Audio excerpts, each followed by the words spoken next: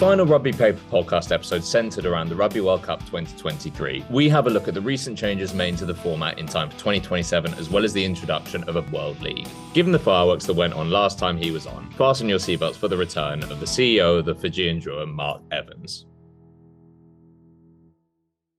Before we kick off this episode of the pod, Christmas is coming up, everyone. For any rugby superfan out there, give them the ultimate Christmas present by gifting them an official hospitality experience at Twickenham with Keith Prowse, principal sales partner to England Rugby Hospitality. They've got a place at the stadium called The Gate, and it is incredible. It's a chop house-style restaurant serving some incredible steaks and an all-inclusive bar. But that's not even the best thing, as the premium seats it offers are right on the touchline between the 22s in the East Stand, which in my opinion are the best seats in the stadium. It's an incredible experience, and they now only have packages left for the England-Wales match for next year's Guinness Six Nations. So I suggest you get in touch with our friends at Keith Prowse by visiting their website, keithprowse.co.uk/the Rugby Paper. This episode is going to bring the Rugby Paper Podcast Rugby World Cup 2023 chapter to a close. It was promised at the end of last week's episode, but it is time to have a look at the Rugby World Cup format, which has now changed going forward in what Bill Beaumont has described as the biggest shake-up in rugby since 1987. Chewy's laughing already. That also includes the introduction of a new proposed World League, which we'll also be discussing. 12 teams in a top division, 12 teams in a second division, promotion and relegation from 2030. We'll talk a bit more about that in a minute. To do so, joining us today, we have a special guest whose appearance last year was voted by almost all of us, maybe Brendan apart, as our favourite podcast episode of the year. CEO of the Fijian Drua, Mark Evans, do you still think Brendan talks bollocks? Absolutely. Thought it for decades. I see no reason to change my name. To change it now would be like, voting Tory. It would just be a dereliction of duty, frankly.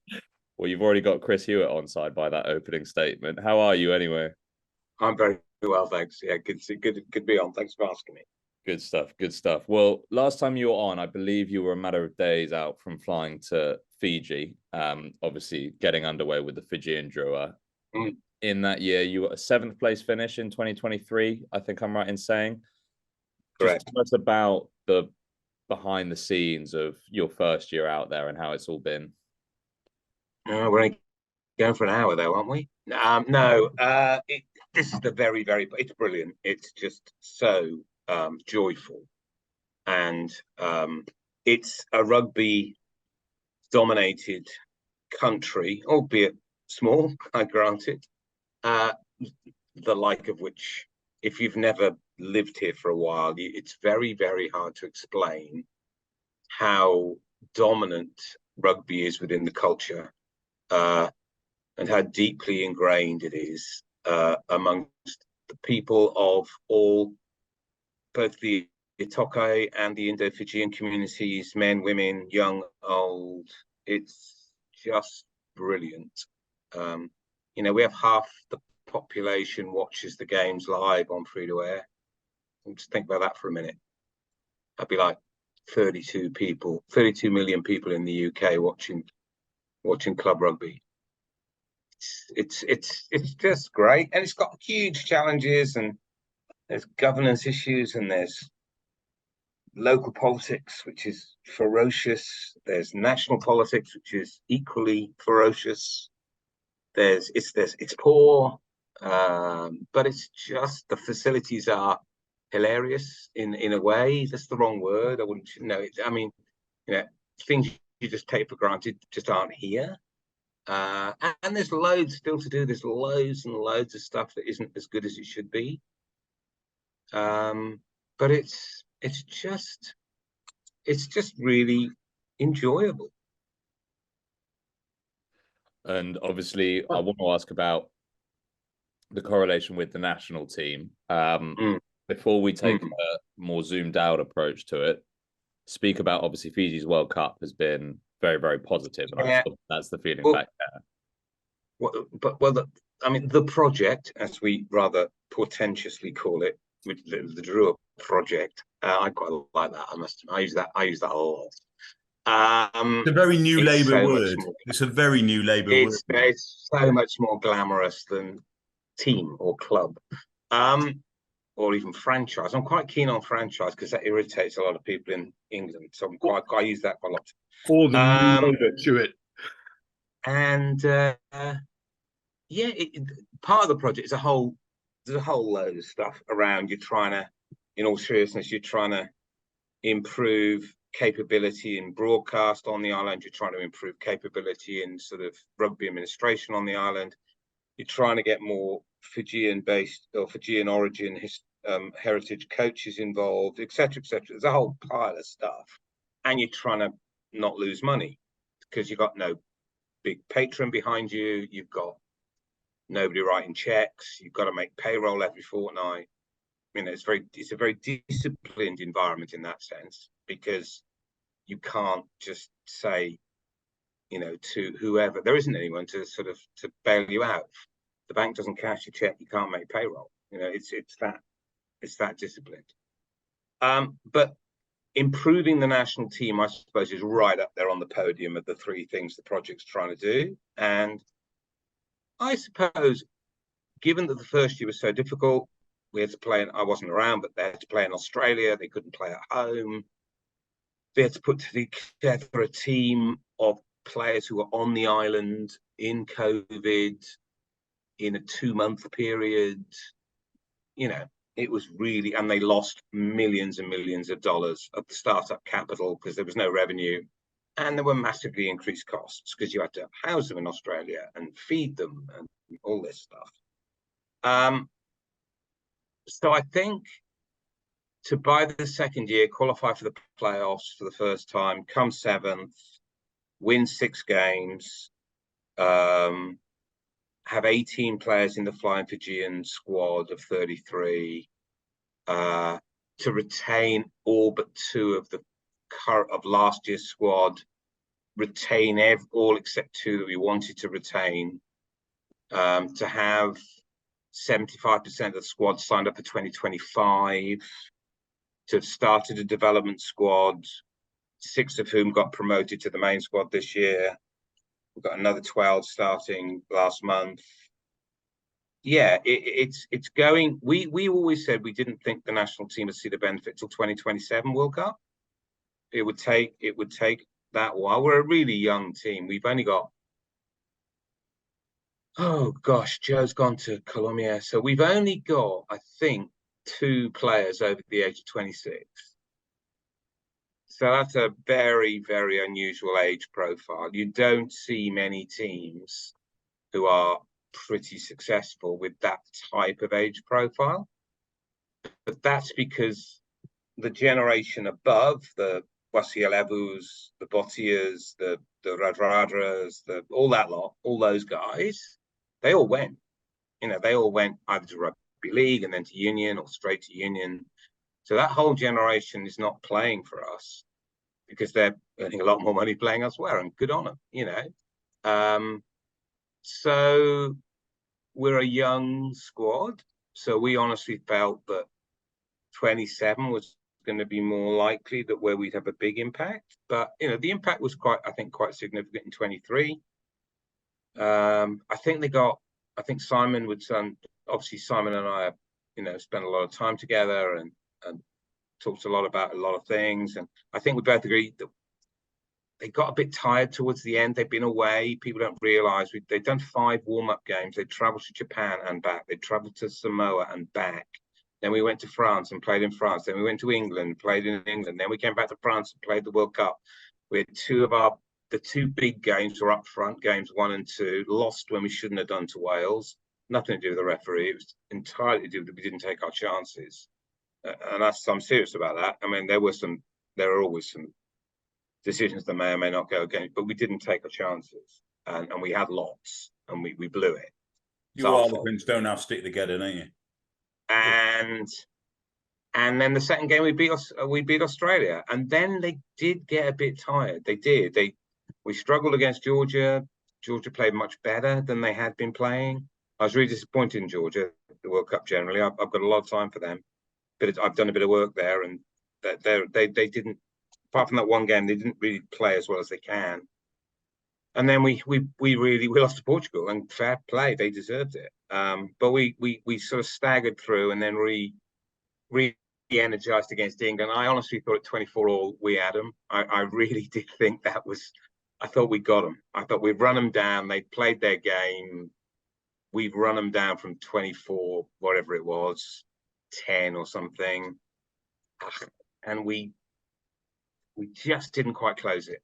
But it was a good World Cup, and that generation won't go round again. Boccia's 31st, so Boccia's 34, Nasser 11's 33, Radradra's 31. Teti Tella's 32. He's retired now. He's come home. But there's a good generation coming. There's a lot of good guys who play for the Drua are like under 26. By the time the next World Cup, they'll have played another at least 2 years Super Rugby. Some of them will have gone to Europe then. After that. So I think we'll have a lot more. I think what Drua did is it gave much more depth. It gave a lot more depth to the squad. More competition for places, and it allowed. I think the impact was as much on the European-based players as it was on the Drua boys. They saw each other very much on a level, which hasn't always been the case in previous campaigns for Fiji. It had sometimes, but not always. And they just knew they'd been full-time players for 2 years, and that just made a big, big difference. And that was all done without your fly half. And Caleb unfortunately did his ACL in a non-contact catch in practice, so that's him out for the whole season. But we've got 2 really good young tens, and so one of them's probably gonna get an opportunity sooner than we expected. So you never know; it might turn out for the good. Caleb's contracted for another 2 years anyway after this year, so we'll be fine. We'll be fine. The days when Fiji didn't have any scrum halves and didn't have any fly halves are gone. They're just gone. Do you think? I love Nicky Little, but no, for years he was the only fly half Fiji had. 5 years above him and 5 years below him. I mean, it just isn't like that anymore. They're not just wingers and back rowers. Do you think that if Caleb hadn't had that injury, Mark, that you would have rolled England and actually maybe made semi-finals? I don't know, mate. Who knows? I mean, everyone gets injuries, don't they? I mean, coulda, woulda, shoulda. We had a chance. He made a massive difference at Twickenham. To your game. He's a good young player. He's very inexperienced. He's not played many Super Rugby games. He played. He got injured last year. Missed 7 games in the middle of the season. Fractured his hand against the Waratahs. So he's yes, he was playing very well. They had a lot of faith in him. People get injured. That's just, you play with what you got. Look, just in terms of the funding, I'm quite interested because World Rugby made quite a lot this World Cup of the fact that they pumped 42 million in 4 years into the Tier 2 nations. And you're talking about the relative, starvation, if you like, in terms of funding and so on and so forth. Did that make a difference? It doesn't sound as if it did particularly. We don't claim we're starved of funding. We've never done that. We get money from World Rugby. Have done a fantastic job in Fiji. I'm just talking about Fiji now. Without World Rugby, Fiji would be nowhere near where they are. Right. That's just a fact. You talk to anybody. You talk to any independent source in Fiji, and they would say that. We also get a decent amount of funding from the Australian government. I was also a big fan of soft power, and I'm more of one now. And we get, to be fair to New Zealand Rugby, and this doesn't get enough airtime either, New Zealand Rugby fund us to quite a significant degree out of their share of the broadcast as well. Right. So there's some cross-subsidisation going on within the competition. Are they still nicking your players? Which comes our way. I would say now we've made quite a few strides in the last 12 months. I'd say the leakage out of the 19, 20-year-old market is now slowed to a trickle. Take the under-20s who went to South Africa this year. we signed the 5 players out of that squad we wanted to sign, all of them. Without it, we wanted 5, we got 5. And there's a whole host of things we've done to try and bring that about. So that was an area where we used to lose a lot of players, and this year we didn't lose any. That's not to say there will be years when we just can't accommodate all the ones we want. We just haven't got enough slots in the structure. We only got 12 slots in development and 37 slots in the main squad. So we only contract 49 players. And some years, it means people got to leave or we don't retain them. So to create some space, some years we won't be able to take that many, or there won't be that many we think are good enough. Where young men leave Fiji is younger than that. And they leave to basically 5 major markets. The sort of 17, 18, 19-year-olds can often go straight to France on an Espoir contract to get GIF qualified. So there's quite a few people on the island who are quasi-agents or have contacts within top 14 and Pro D2. There's a smaller but very high quality number goes to the NRL. So if you look down sort of most rosters in the NRL, you got to be careful because some of those Fijian boys will be Australian Fijians who were born there. And it's a bit like saying, well, Mario Toji should play for Nigeria. It's just ridiculous. And people should be more nuanced about it. But nevertheless, we do lose a small number. So I don't know how much you follow NRL, but William Kikau, who now plays for the Bulldogs, and won a couple of premierships with the Panthers, who's just a wonderful, wonderful back row forward in league. He'd be a centre in. He was a centre in. He's wonderful. So we lost him a few years back at 19. So, no, younger than that, 18. So you do lose some to the NRL. Not many, but the ones you lose tend to be pretty good. So France, the NRL, Australia and New Zealand schools. That's where you lose them to Australia and New Zealand. They tend to get off, and that's not driven by the NZR or Rugby Australia. That's driven by individual schools who want to improve their rugby program. And in both of those under countries, the aegis of their unions, like everybody else, don't they? Yeah, but they can't. Well, you can't. If Hastings Boys High want to sign a kid off Fiji, Mark Robinson ain't going to be able to stop them. I mean, we do live in a liberal democracy still, sort of, and you can't. So, do we lose boys to the high school system? Yes, we do. And then the 5th group is Japan. We lose more than you would think, particularly, but then so do Australia. Australia lose a lot of players to Japan at a relatively young age. Theirs tend to be a little bit more 18 to 22. Ours tend to be a bit sort of 17 to 19. So I think, sorry, long-winded answer. I do apologize. I think we've made big strides in the 19, 20-year-old market. We're going to make big strides in the 16 to 19, 18 market in the next couple of years. We're going to start our own. If you can't beat them, join them. We're going to start funding our own scholarships to Australia and New Zealand schools, but a 4-year deal where you have a 2-year deal with the school and 2-year development with the Drua. So you sign a 4-year deal before you go. That won't pick up the whole of that group, of course, but it'll pick a percentage, and you would hope that if we're doing a good job, that will be a more attractive proposition than simply 2 or 3 years at a high school where you may or may not get picked up by Manawatu or whatever. It's more secure. We take a risk, of course, because you might choose the wrong ones, but we should get better. If that's the case, we should get better at player ID. So I don't think we'll ever stop the leakage of players entirely between 16 and 20. But to be honest, we probably couldn't accommodate all the players if we did. The problem, this idea that all you got to do is stop the players leaving is nonsense, right? What you got to do is bring in much better high performance programs so that they're in good programs. And if ours is a good program, we'll have enough we'll produce enough players, because you can't play for us if you're not qualified for Fiji, right? We won't sign you. It's as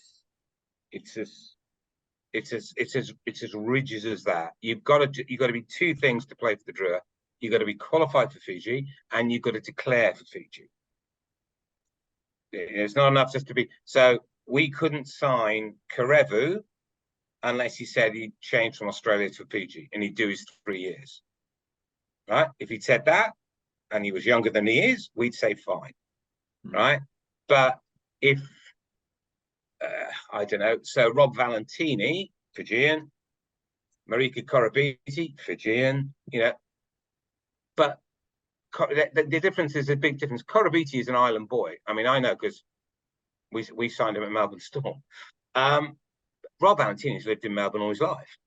Okay. Again, you got to know the background before you start making these sort of broad assumptions, because it's way more complicated and nuanced and different than this. I mean, we've just signed a boy, big coup for us, who he got made player of he made team of the tournament, the under-20s at fly half. A kid called Isaiah Washington Ratube, and he was born in Tonga. I mean, what nationality is he? Right? He was born in Tonga. He moved to Brisbane when he was a baby. He lived there for 16 years and then went to high school on a scholarship in New Zealand. And his father's Fijian. Okay, well, welcome to the modern world of migration. Get over it. This is not the 19th century when nobody moved around the world.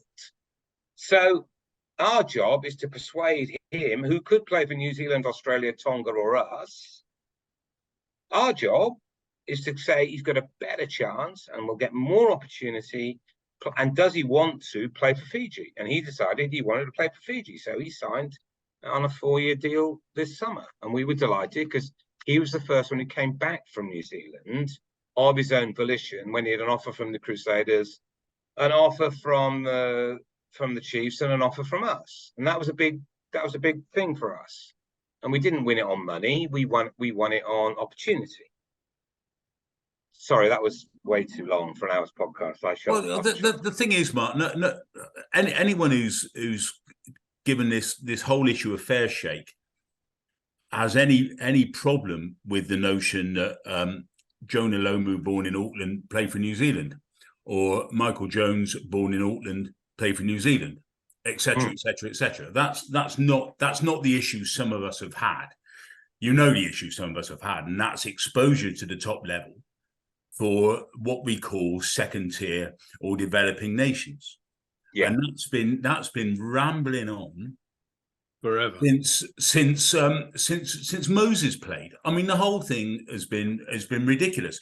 And now you've got a situation. I mean, I don't know what your understanding of this is, but this Nations Championship, we know 10 of the teams. Everyone assumes that Japan and Fiji are the other two. That's fine. But as far as I'm aware, and I am slow on stories, as you know, because I work for the Independent and we weren't that interested in them, but I don't think there's been any official confirmation of the other two. Hamish McClelland, who seems to be sitting on some sort of Sansar board, was saying the other week that they will be looking at various candidates as if there's some sort of interviewing procedure, which I think is shorthand for how much money can they bring to the table. It's shorthand for the United States, isn't it? World Rugby has to decide who those teams are on merit. I don't think. Yeah, I think it's highly unlikely that it'll be to anybody else. But you're quite right.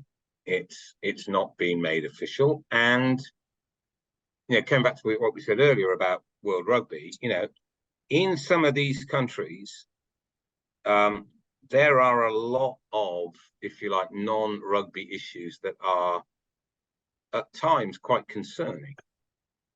And you've got to balance between,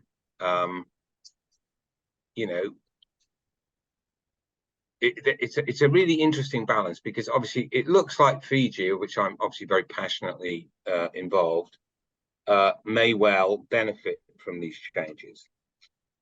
And you've got to step back a bit and say, well, that's as maybe, but is it the right thing to do? And I feel very, as people probably know, I'm an expansionist. I'm a closed league expansionist, as everybody knows, right?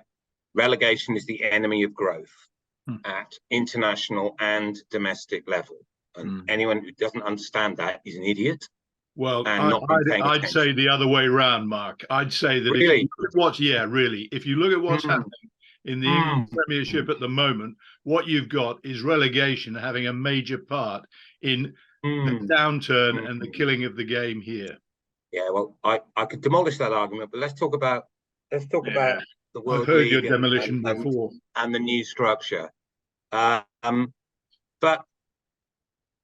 so how do you bring other nations in? Well, the World Cup's a good change. That's a good change. I think 25. A lot of people didn't want 24 teams, as they say. It's not competitive. Too many blowouts. I think that's true, but I'd still do it. I think there will be more blowouts, and everyone's talking about Portugal, and they were fantastic. But again, I've done some work in Portugal. If you go to Portugal and see what their union actually consists of and what the game is like in that country, it's miles away from, let's say, Georgia. Georgia's way ahead of Portugal. Portugal have got this golden generation based around the university, out of the Lusitanos. It's fabulous, but there's nothing else around it. The crowds are really small. There's no commerciality. They did brilliantly. They've got to go and play in France. And I see yesterday some bloke who's going to take over or something very big in Spanish rugby, who should be a lot bigger than Portugal. Yeah, it's a much bigger sport in Spain than it is in Portugal, in a much bigger country. He's saying you won't pick people if they don't play in Spain.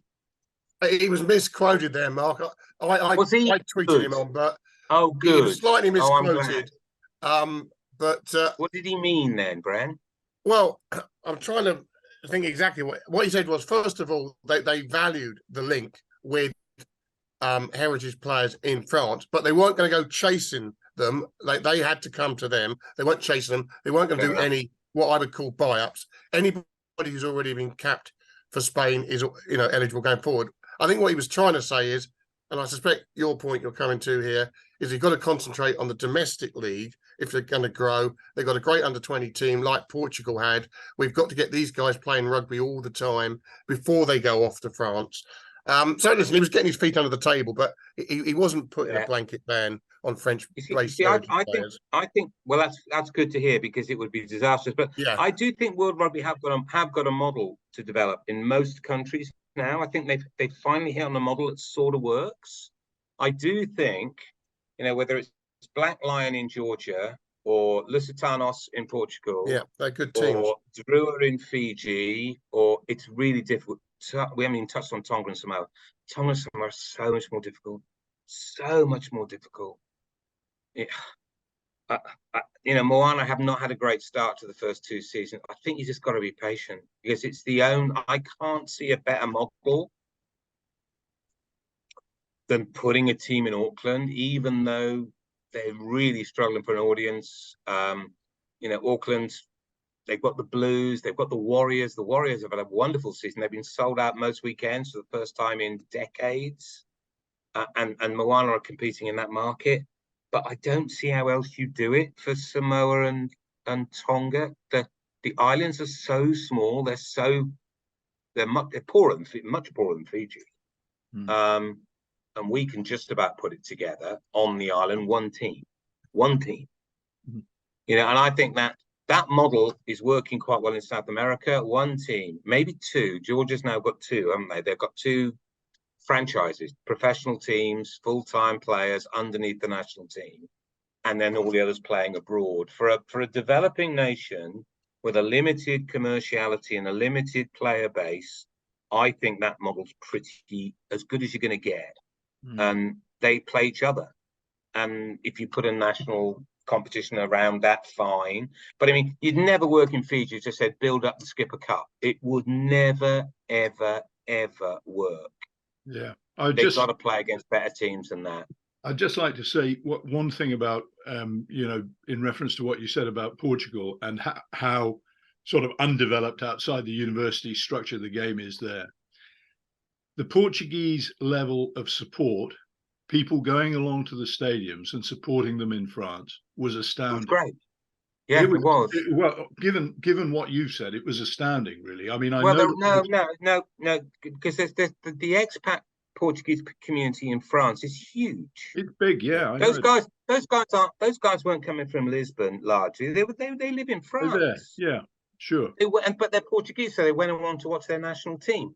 But if you go to a game in Portugal, right, as I have several times, I can tell you now, it's tiny. And you go into the Portuguese Rugby Union and you see the level of resource they've got and how much it would take and how many years it would take to put an infrastructure of any size there. It's huge.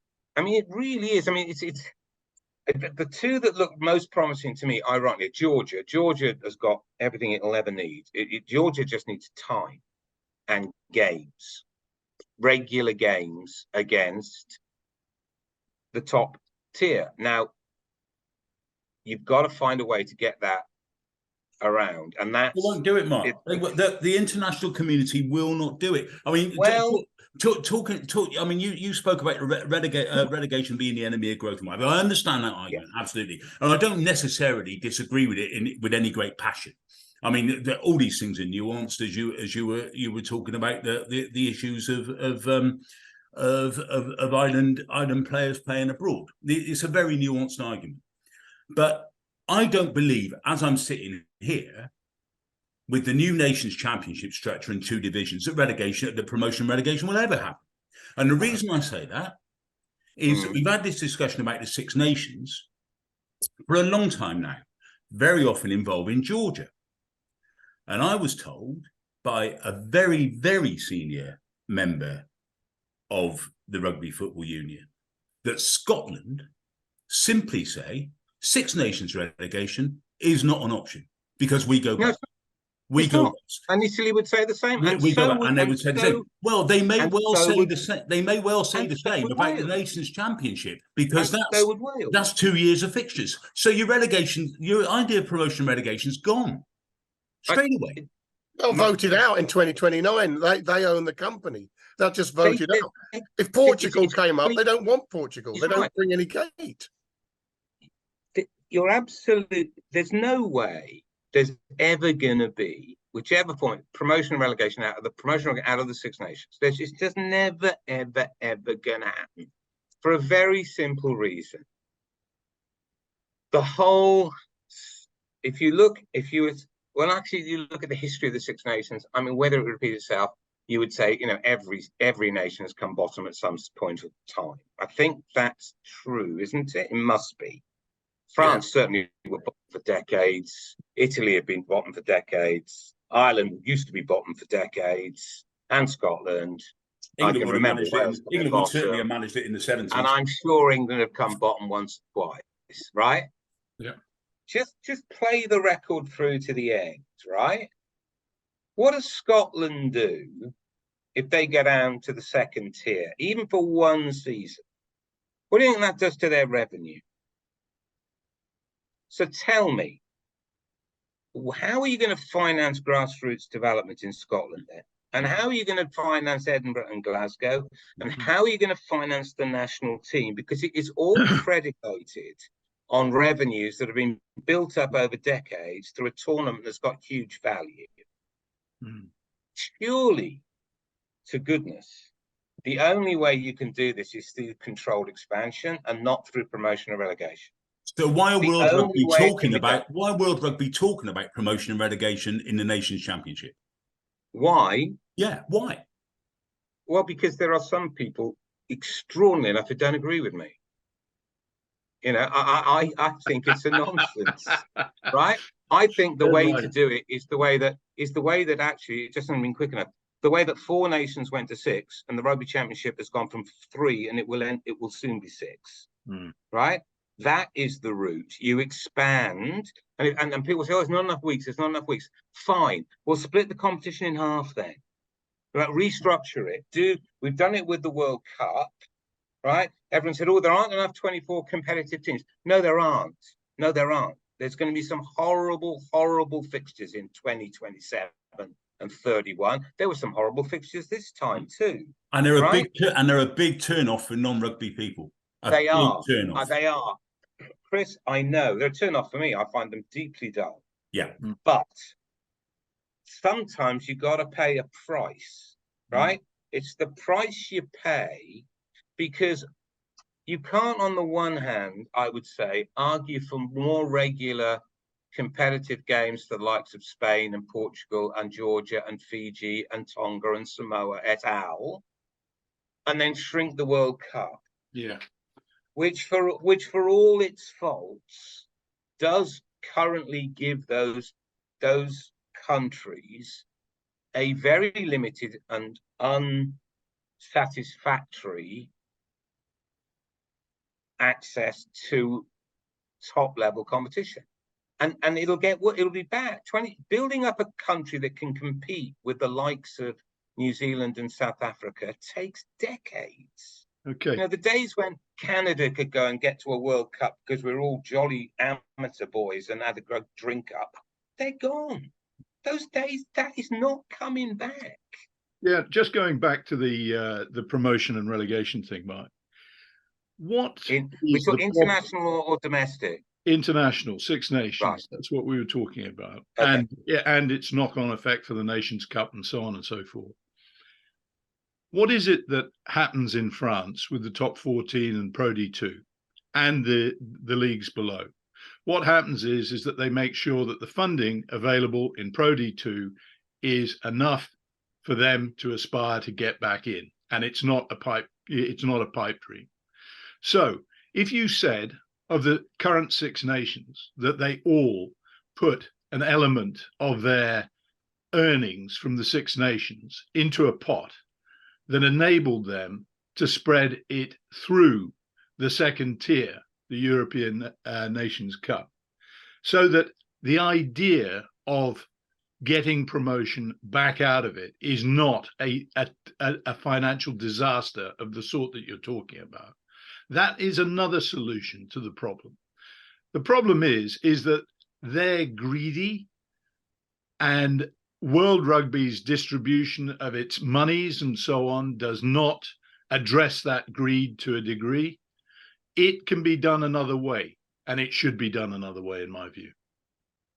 Well, I think that's an incredibly emotive term, isn't it? Well, no one's making it greedy. That implies it is that somehow somebody's making an earn out of it all. And I think anybody in Wales or Scotland or Australia would smile wryly at that sort of description. Yeah. You know, professional full-time sport is an extraordinarily expensive business. Certainly is when you're paying coaches huge sums of money. And the countries who are, if you like, at the top of the tree at the moment would say, and I'm not saying I agree with this, but I can understand the argument, they create the value. You know, people want to see New Zealand play in South Africa a lot. They're the customer. They're the games they want to see. Yeah, I'm not sure they don't play them 8 times a year, though. I don't think anyone's suggesting they play 8 times a year, Nick, but maybe you know something I don't. Well, yeah, it's a shrinking sort of market at the top, isn't it? So, well, is there? You look at the people who've won the. You look at the people who've won the World Cup. I'd say, yeah.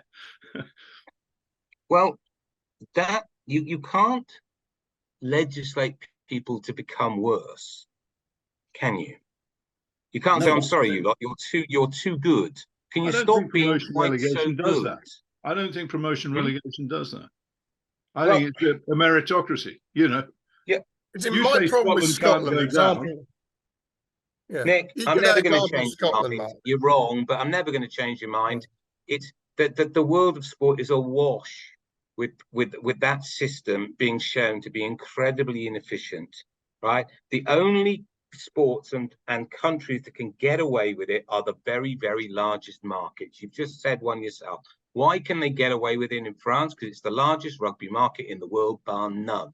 You cannot replicate that in any of the smaller markets. And by that, I mean Ireland, England, New Zealand, Australia, South Africa. You just can't do it. The rugby economy is too small, right? So fine, France, you carry on. Nobody else has got the level of government support. Nobody else has got the level of municipal stadiums. Nobody else has got the number of the TV audiences and therefore the TV money. So this tired old argument like they do it in France, let's just copy that, is nonsense. It's a bit like Wales trying to copy Ireland. It won't work in Wales. It works in Ireland. That's the damn point, right? This is a global thing, and I firmly believe the way forward has got to be to expand the number of teams in the World Cup and expand as quickly as you can the other teams in the other competitions. And what I would say about some of the developing countries, right? Everyone goes on, and I hope I've said what a huge fan I am of Georgia. I've got friends there. I think they are going to be a real power in the game, right? How many tier 1 countries have they ever beaten? Well, how many have they ever played? Well, they played a few, but all right, but of the ones they played, that's the San Francisco agreement from 2016. But, well, do we ignore it? How many have they actually beaten? Well, Wales, but again, I'm asking how many have they played? They've beaten 2. They have been, to be fair. They beaten Italy. I don't know if they count as tier 1 or tier 2. They beat Italy once, and they beat Wales once. Now, what I'm saying is, and this is deeply, deeply unromantic and unpopular, right? But the time it takes you to build up a truly internationally competitive team is not just about playing other strong nations, right? In a way, that sort of comes near the end, right? There's a pile of stuff you've got to take. Spain, right? Spain, I think, got massive potential, massive, right? It's a big country. They've got way more players than Portugal. They've got 1 or 2 towns like Valladolid and 1 or 2 bits of Madrid where we've got a bit of a foothold, little bit up in Catalan. It's not much, football mad, but we've got a bit. But honestly, their union's a basket case. You know, until you sort out the Spanish reunion, and that's very hard to do because the World Rugby aren't a dictator, it's going to be really difficult in Spain. Right?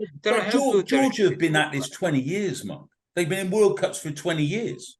They may have been in World Cups, Chris, but how do you know? I appreciate that it takes a long time to do this.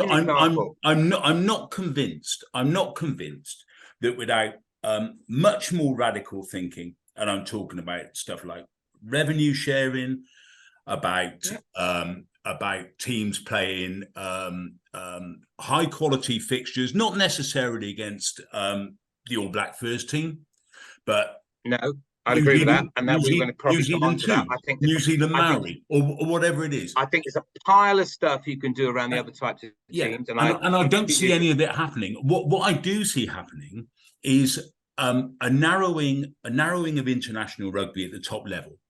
Yeah. And I think you've got to really. I think that's. And an expansion. I mean, it's undeniable that there's a narrowing of really unfair on at the top level because those fixtures are narrowed. Oh, the powerful are playing the powerful. I think that's really unfair on New Zealand. I think of any country that's the powerful are playing the powerful now. Under the Nations Championship, there's been a narrowing. So you're narrowing international rugby while expanding international rugby shop window. So you're asking these people to play no fixtures for 3.5 years and then rock up at the World Cup and be brave. It's I know. It's completely, it's logically incoherent, actually. Let me just, I'd agree with a lot of that. But let's give me one. We talked about Georgia a fair bit. Do you know how many people play rugby in Georgia? I don't. Right. Well, this is what I'm saying about if you want to build up a genuinely competitive country, there's a lot of aspects to it, right? And I was blown away when I found this out. I'm absolutely blown away. It's only 7,000, including kids. Right?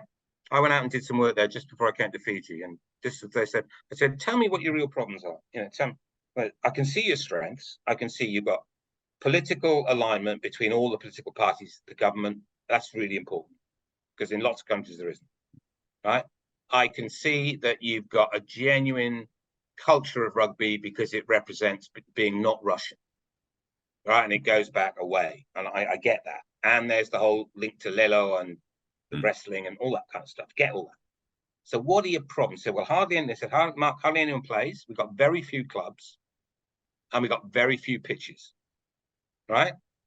If Georgia's ever gonna not just make up the numbers at the top table and be genuinely competitive, they got a pile of work to do. Now, fortunately, they've got a billionaire involved in Georgia. Every country's got one, and they're in telecoms, and they've got one too. And he's got this 100 pitches project going, right? Where he's agreed to fund 100 clubs and 100 pitches in 10 years. Now, that has the potential to transform Georgian rugby, transform it, right? And I'm as interested in things like that, right? I just don't, maybe I'm not explaining it very well, but I just don't believe in being in Fiji's reinforces my feeling in this, that it's not just about give them games against the top lot and that will fix it. It just won't. No. It's a lot more complicated than that. It is complicated. Without a doubt. It's massively complicated. But I do, and here again, you know, you talk to people in World Rugby and say, well, look, what do you do? Because there's so many countries would love support and would, if you like, inverted commas, deserve it. Well, how do you do? You got a certain amount of money. You could argue it should be more or less. Well, but it is a certain amount. It's limited. It's, you know, it's limited resources. Where'd you put it for the next 10 years? Now, they're quite clear about it. They say, look, 10 years ago, our number one priority was Japan. All right, 15 years ago. The last 5 years, our two priorities have been Fiji and Georgia. All right, and we think, and I'd agree with them, putting more money into a smaller number of countries for a particular period of time is way more effective than trying to spread everything a mile wide and an inch deep. Well, yeah, positive discrimination, and that we argued for that years ago and told they couldn't do that. But clearly, they have started to do that. They've been doing that, Bren. I can assure you, they've been doing. I mean, and our Pacific brothers, you know, are slightly, understandably, a bit pissed off to a degree that they feel Fiji have got more than their fair share. But I think what will happen in the next, and no, of course, it isn't quick enough, but you have to start from where you're from, and the vested interests of certain particularly the Six Nations. I think in the book we said, you know, the Six Nations is a mean motherfucker, and I would probably stick with that, you know. And you object to greedy. I did object to greedy, but, you know, I because I think there's a difference. I don't think they're doing it. Well, they're doing it for their own interests, and they would argue that's their job. But yeah. I would argue, and I would, that the real value is in getting a couple of teams every decade up to that level, because that makes the real generator, which is the World Cup, a far better product. But you can't, there's no magic bullet that will just bring 6 through like that. It's just, unless someone's going to. You mean that there's not? You mean that there's not the funding, Mark, rather than that there's no magic bullet? I mean that they couldn't do the same in Portugal. You know, I mean, the amount of funding. Yeah, the amount of funding. What I'd say, Nick, is that the amount of funding you would need and the period of time over which you would need it, but with no guarantee of success, by the way, right? Because many slip, etc., etc. It would require an enormous amount of money, because somewhere like Portugal, for instance, you'd have to build a base. You've got to build a participation base. It's so small, right? I mean, Georgia to a degree is a small country anyway, and it gets over it to a degree because of the cultural importance of the game within Georgia. A bit like Fiji, the cultural importance is it's dominant. It's not true in Spain, not true in Portugal. Football's dominant. Right? Dominant football countries. That's way more expensive. I mean, the one that worries me most, and we haven't even touched on it, is America. That's my biggest concern. We're taking the World Cup there in 2031. Everybody, applauded roundly and said, well, that's brave, that's fantastic, grow the game. Geez, I think it's a risk. I really do. I think it's a massive risk. Massive. I see. I don't think. I mean, we'll get back onto the Eagles, onto American rugby, and maybe broaden that out, because a growth area obviously is in South America. Obviously, yes. I mean, there's some real reasons to be cheerful there. Yeah, there are. But just to go back a moment on this sort of broader argument, I think in one way, the people running cricket, and I know it's a different sport and they're in a different financial position, pretty much because of a vast audience in the subcontinent, but they were brave enough to narrow this 50-over World Cup and wear the fact that the West Indies weren't going to qualify for it. It was still a big name. There's still a big name in the sport. Massive. I mean, can you imagine at the moment, and I know this is apples and pears, but just for the purposes of discussion, can you imagine the idea that Wales would not be involved in a Rugby World Cup, for instance, because they just didn't qualify? They were low enough in the rankings to have to qualify, and they didn't qualify. It's hard to imagine. Yeah. I thought that was, on the face of it, a pretty brave move by the cricket authorities. But it's a different sport. It's a different sport, and you don't necessarily get the blowouts because it's an individual sport in a team context, and you only need one bloke to have a good day, and you're competitive. So that's fine. It's not competitive. And if you're going to hold it, as an example, that's all. And Chris, they hold it every year. Round robin. If you can run a 10-team round robin, it takes a long time. If you go up to 12, I'm not saying it should be a mirror image. I'm just saying that the idea of losing, theoretically, one of the big nations, because they weren't considered good enough. I mean, the 50-over World Cup is once every 4 years, Nick. Is it? Okay.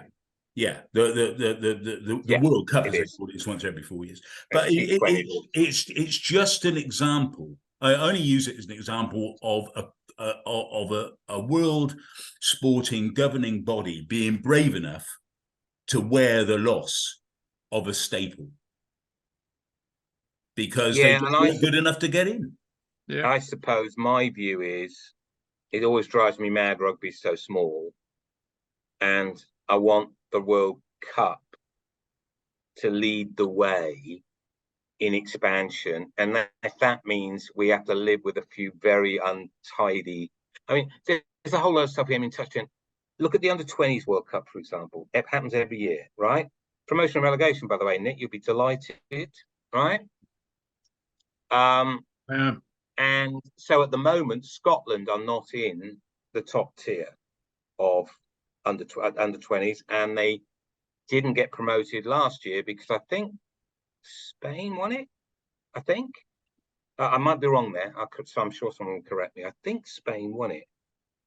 So Japan went down, and Spain will come up, etc. Now they have an asset. So, but then you've got some teams, right? Who and the most I felt the most positive thing about the under-20s World Cup in South Africa this summer was that both the Fijian and the Georgian under-20s did pretty well. Right, particularly given the lack of preparation. I mean, the preparation under 20s Fiji had for that competition was virtually non-existent. And there's another problem that we have got to fix up because the pathway is still a bit shaky. But there's a model which I don't happen to agree with, but never mind, it doesn't matter. They do have promotion and relegation. Teams do go up and down in the air. Why is that? Well, because there's not much on it commercially. And therefore they basically, and look at the sevens. I think the way they've tried to put the sevens into groups so that the final day gives access for people to go up and down in the pecking order. And then the 16th team drops out and the top guys are the thing. Again, pretty expensive. So I think, but they're really important. 20s is important. Sevens as a player development vehicle is important for a lot of these countries. All right. And that's really expensive too. And lots of you see, and here I would be sort of echoing your view a bit, but in a different area, I'd be saying, no, England, Scotland, Wales and Ireland, you can't drop out of sevens. You've got to put your own team in. You can't put a Great Britain team, right? It's a global thing, right? We're trying to build the game, right? You can't just opt out as they have done, you know? That there, I would agree with you that it's about commonality and it's about people doing their bit. And just because you're a bit stretched for cash, that's laughable compared to Kenya or Tonga or whatever. And just, you know, make some cuts somewhere else or raise a bit more revenue or whatever. It's not a big amount of money in the bigger scheme of things. You should be doing that. You should be in the under-20s World Cup. You should be in the sevens. Those things I'd agree. I think we need to be far more, as Chris said, you know, didactic about it. We shouldn't allow that level of individuality. It's much, much more difficult at the top end because there's so much more financially, everything's predicated on it, and you take it away. Mark, I honestly, try as I might, I don't get the 2014 World Cup. I really don't. Look, I watch every game of the World Cup. You want to get out more, but I'm a rugby bloke. So I watch it in a different way. I know who's going to win. I know who's going to win the game 3 years in advance when they made the draw. So yeah, that's so I watch it in a different way. What can Chile do against this side? What can Uruguay do against this side? The bloke next door is a Manchester United head. He doesn't watch it in that way. He watches it for a game as a game. It might be the only time he watches rugby, a bit of World Cup stuff. And to be perfectly honest with you, I don't know how much of the ITV coverage you saw, and I don't know how the broadcast. None. Didn't see any. I mean, okay. Well, you know, people like Mark Pugach and whatever, they're really good presenters. Dead professional presenters. They had the big names on there. Your Driscolls, your Deladios, and whatever. Of course, they're all. They're all trying to. They're all trying to talk up. Yeah. They're all trying to talk up something that's quite difficult to talk up because you know in advance that this is 50, 60 points. Yeah. By the end of that pool stage, those poor buggers were really struggling to look interested. And that's not a slant on them at all. But didn't you think Group C was fantastic? Yeah. My point is this, right? Yes, it was. Group C was wonderful, right? Terrific. Because it didn't have anyone in the top four. We got this gap between the top four and the rest, right? Yeah. Wales, Australia, Fiji, Georgia, Portugal. Every game was pretty competitive. Yeah. We've got to have a bit of ambition as well. We've got to try and aim. Right, we've probably got now what? Let's be generous. We've probably got 15 countries. Exactly. Maybe 16. You struggle to get to 16, and that's my ideal. That's my ideal number, and I struggle to get to 16. I thought that the ones that really Namibia, Romania, and there was another one, wasn't there? Italy. Yeah, all right. That and Georgia was inexplicable. Anyway. Namibia, Romania, Uruguay. No, I thought Uruguay were right. Okay. They were. No, I didn't. No, it's the ones that I thought really were terribly off the face. Yeah. Yeah. The Chiles and Portugals, they brought something. Oh, for sure. I'm not arguing with that. I thought they were really interesting to watch. Now, what degree of knowledge and passion and interest of rugby you needed to get the full effect of what they were able to achieve, while still being on the wrong end of 40 and 50 points, that's another question. But to go to 24, are we going to get a worse African team than Namibia to play? Seriously? What are you talking about? Africa is an issue. Well, I mean, that's a nightmare. A worse Eastern European team than Romania to play? Who else are we going to get? But Hong Kong, Walker, Old Boys, Other Care? I don't know who's going to play. I don't know who's going to play. Do you not think that a few more blowouts in 4-team groups is at least balanced, perhaps not overbalanced, but at least balanced by the round of 16? Well, they're talking about going to what they call the old Swiss-style league arrangement, aren't they? I've seen that. Well, I thought they'd agree. they're going to go. Obviously, at least one more week less, maybe in the 2 weeks less, maybe in the groups, because it'll be. Are you getting to around the 16 14 groups? You get something like You've got some third place. You've got some third place players. Four best thirds, something like that. I think. I think around the 16 is a great idea. But and then you get around the 16. But there could be a lot of 60, 70 points in the round of 16. Yeah. Yeah, about around one. Well, there might be. Yeah, okay, there might. I'm not sure there will, but I think there might be. But I'd firmly say that that's a price worth paying for the long-term growth. Otherwise, this long-term growth. We go back to the, the top 12 or the top 16, or I do. Maybe we're just philosophically opposed here because. I'm saying you're arguing that it's a stitch up in a way, or a close shop, let's put it this way, from the nation. Well, I see that argument. I'm struggling to see how criticism of that chimes in with not wanting to go to 2014 World Cup. Because it doesn't seem very consistent. Well, no, because it seems to me that if you want growth, then do it over a 4-year cycle of fixture lists. Don't just expect teams to rock up once every 4 years, having played no one, and lose bravely, because that's just embarrassing. Run a second-tier World Cup. Let me give you one other argument in favour of that. Okay, for teams that haven't got a lot of money and haven't got a lot of players, it's not just. And I can speak from a, Fijian. We're top 10 in the world now, but we would still argue this strongly. One of the biggest problems is preparation time. Okay, we struggle, as a lot of the, if you like, less traditional nations struggle, because our players are all over the world, right? Getting them together for a November international, right, effectively means 2 training sessions in Europe. It's pitiful. It's the barbarians, isn't it? It's ludicrous. And by the third game, we're sort of making a bit of progress, right? And that's true of a lot of countries around the world, right?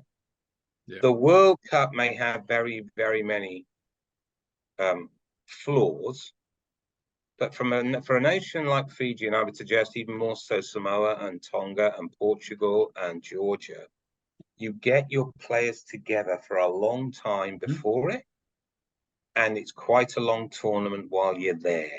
You can make big strides with that if you get the right coach and the right players and the right culture, in a way that one-off internationals do not provide you with that opportunity.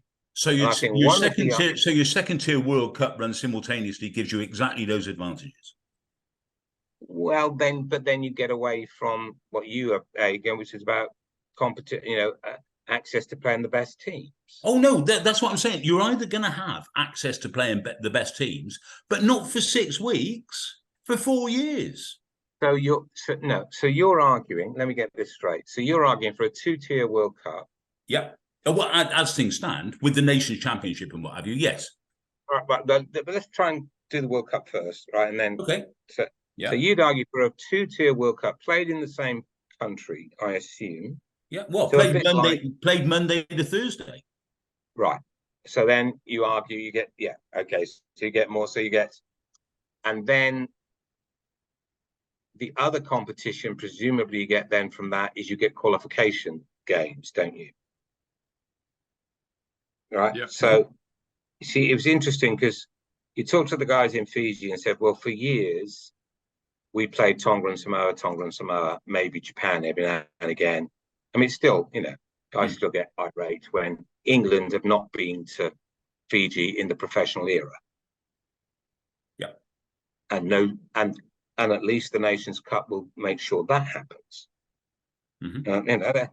Baby steps, I accept, but Ireland have never been to Fiji to play. That's the other. New Zealand have never been. That's the other thing. New Zealand are coming next year. They only got to roll out of bed, and they've never been there. And to be fair, it's a 3-hour flight. It's like you playing in Israel. Not quite. Certainly Greece.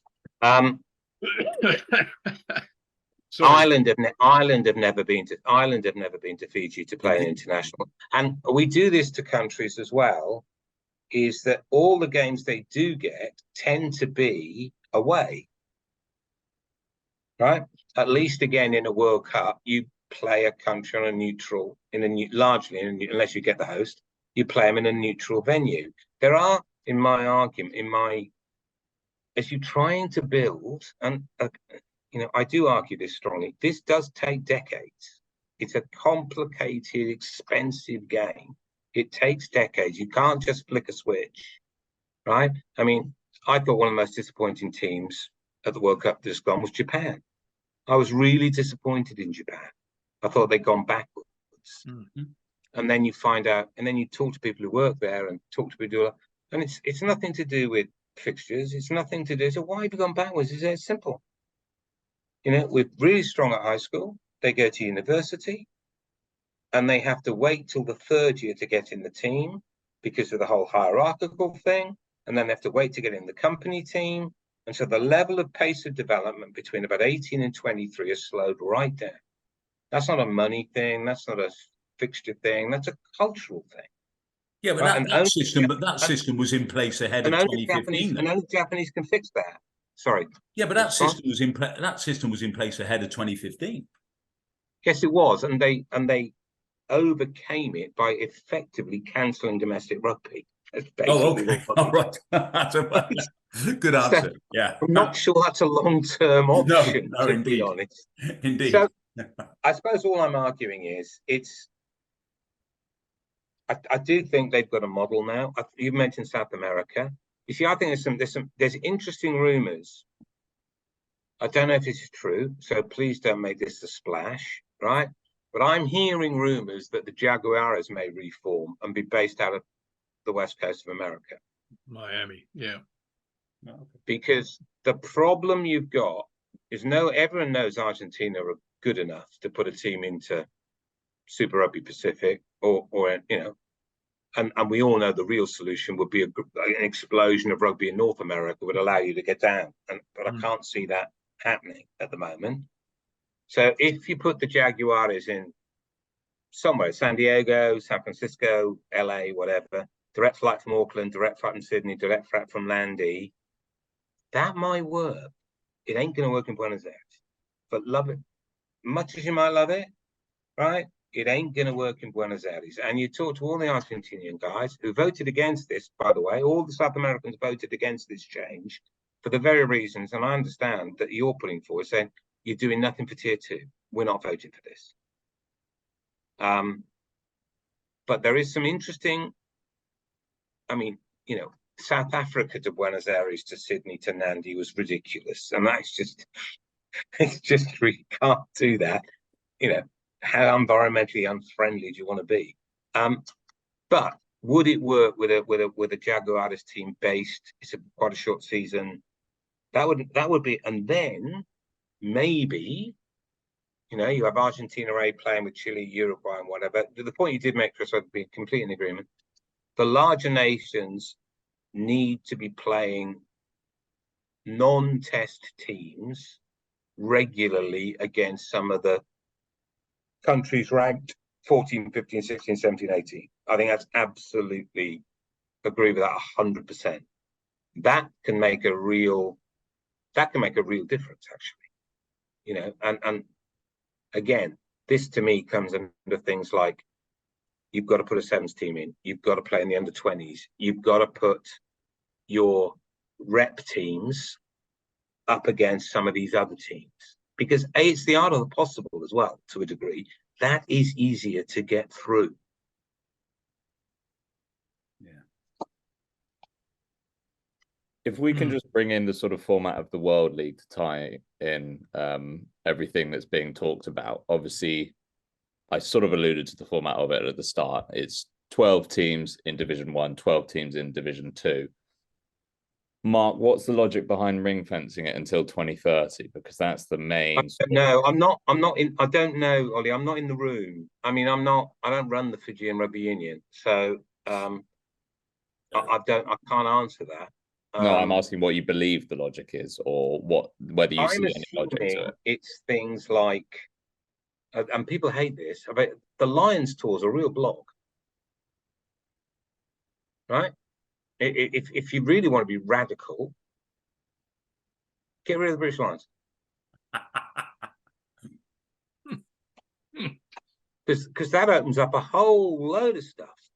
Well, opens up a year. If you really want to do something for the tier twos, get rid of the Lions tours.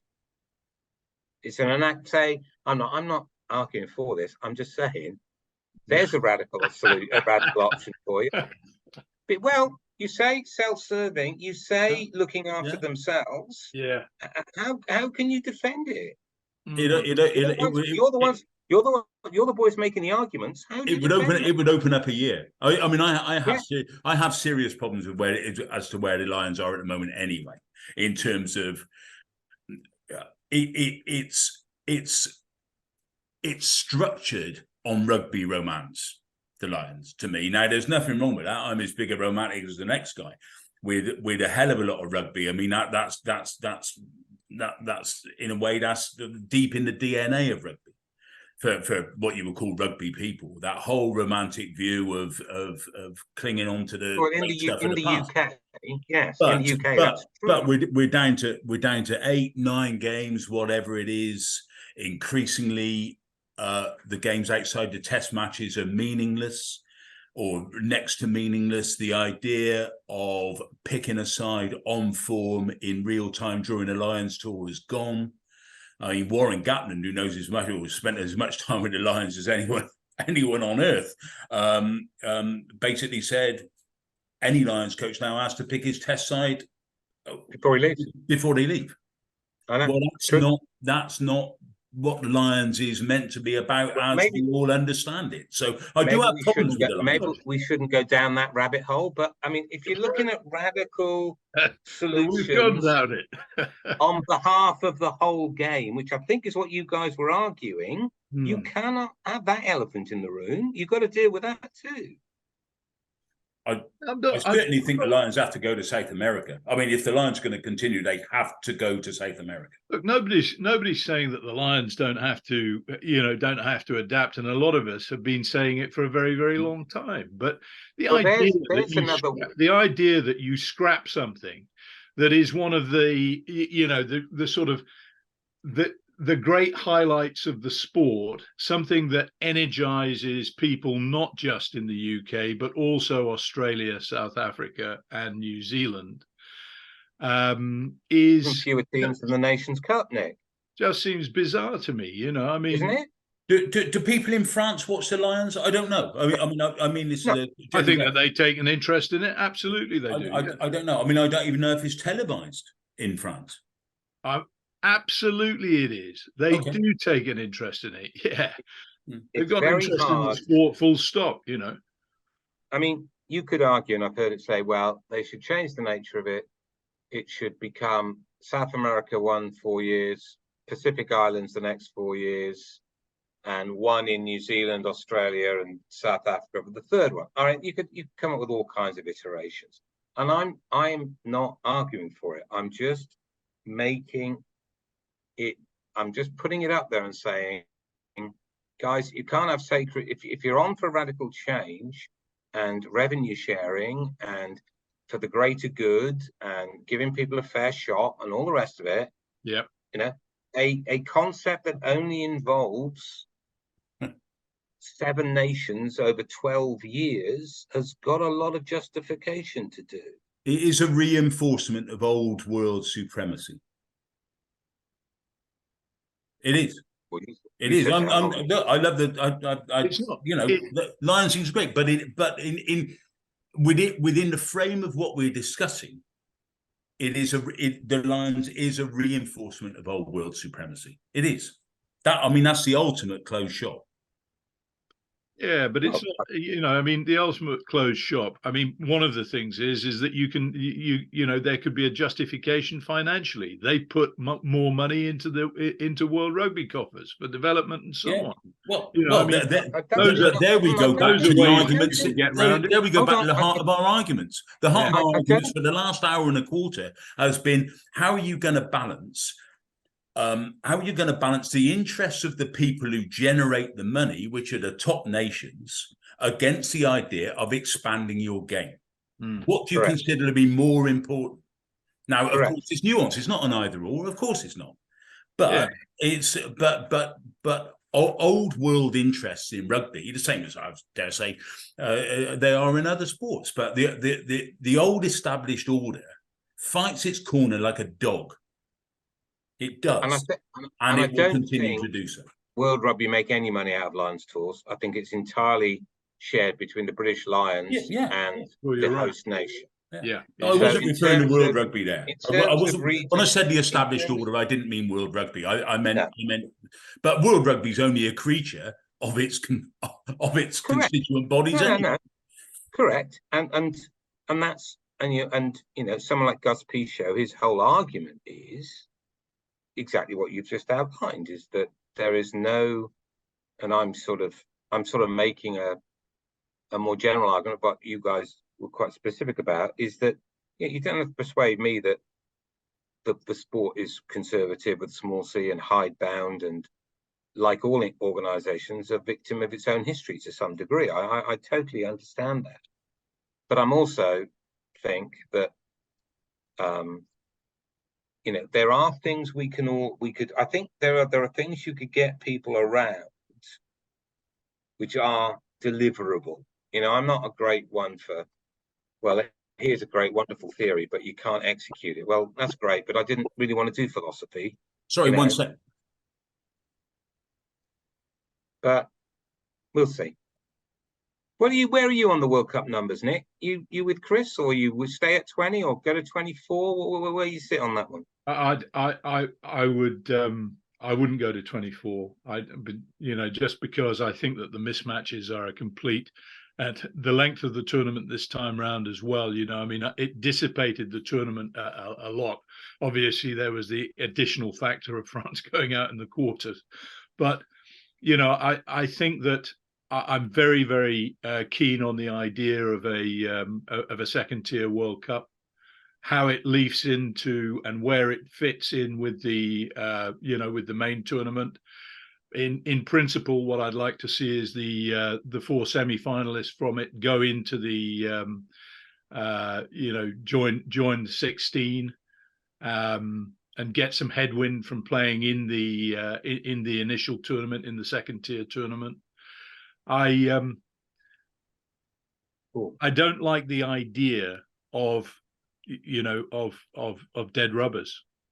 The more of them you've got, the less of a tournament you've got, the less of a showpiece.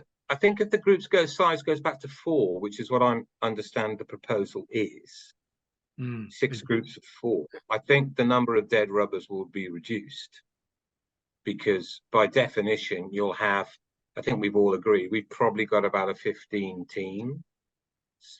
You got to get 3 decent teams in each group. You need to get to 18.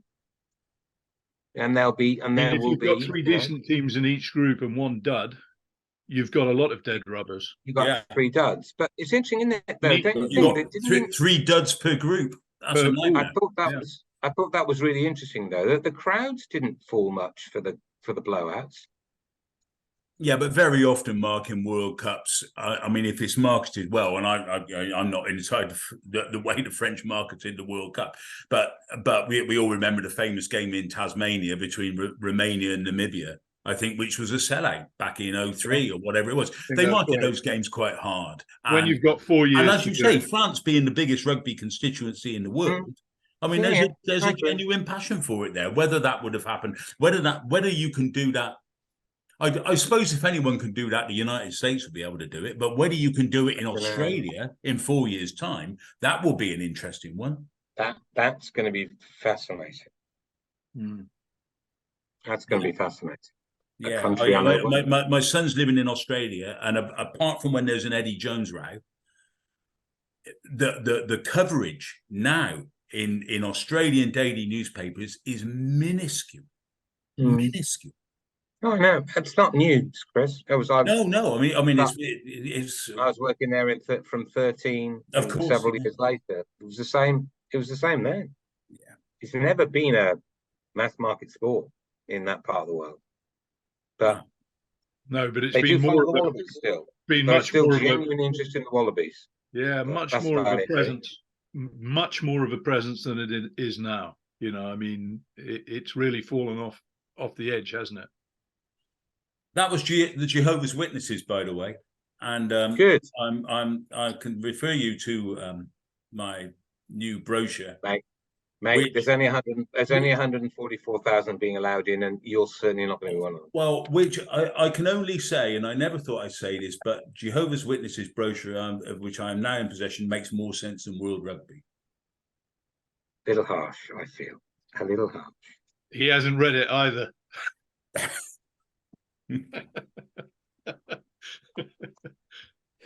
Right, well, gentlemen, I think we've done that one to death, haven't we? Yeah, I was just about to say. So, Mark, your conclusion is that the 24-team model is a step in the right direction. I know there are going to be difficulties with it, and I know there's some risk. I think it's a risk worth taking, and I also think you only look at this World Cup. It creates pressure for change in and of itself. Whoever would have been arguing for Portugal before this current World Cup, who would really have understood the rise of Uruguay for the last couple? I do think it also, well, I haven't touched on that, but my other reason for it is that it's the prep time, it's the profile, and it's the pressure it creates. And sometimes movies are right, build it and they will come.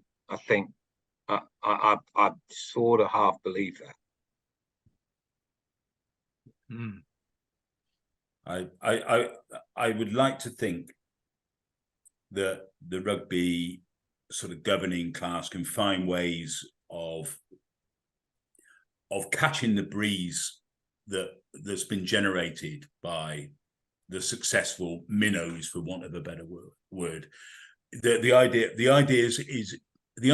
is for Uruguay and Chile and Portugal not to suffer a Japan, a Georgia, and in a way in Italy.